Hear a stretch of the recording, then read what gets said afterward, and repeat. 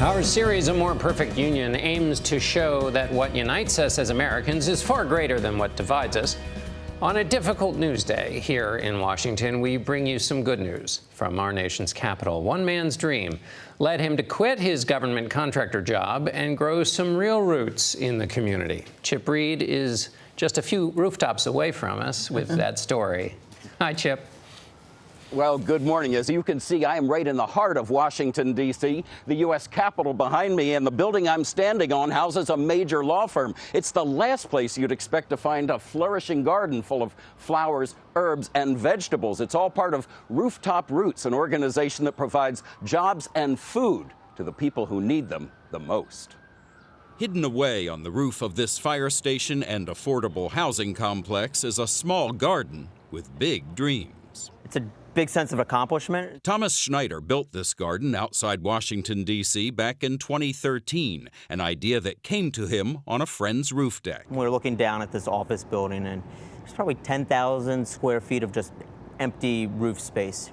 Wow, that'd be cool if we could grow food on that space. Schneider was working as a contractor with the Environmental Protection Agency, but he wanted to do something with more of a direct environmental impact. So about 6 months ago, the 36-year-old quit his EPA position to focus on his company, Rooftop Roots, full-time. Roof space does provide its own challenges to grow food, but it's better than just a blank space that has basically nothing going for it.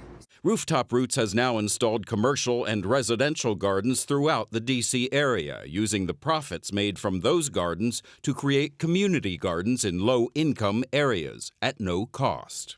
Only 7% of adults who live at or below the poverty level eat the daily recommended amount of vegetables, a statistic Schneider wants to change. We're aiming to create more locally grown food, teach individuals how to grow food, create healthy and nutritious foods using the produce from the gardens. But he's not just feeding these communities, he's providing jobs for them too. It just gave me something better to do. Mike Burris used to be homeless on the streets of D.C. Now he installs gardens for Rooftop Roots. It gave me a better outlook on community service and working in the gardens and in the environment, rebuilding the soil. Yeah, I've been gardening all my life. Wanda Dickerson, or Aunt Peaches as she's known around here, is the head gardener atop this firehouse. You don't mind getting dirty? No, that's why they made water. Aunt Peaches not only hands out the free fresh produce to her neighbors, she also makes homemade relish out of them. What's the secret to making this? Love. Love? Mm-hmm. Love.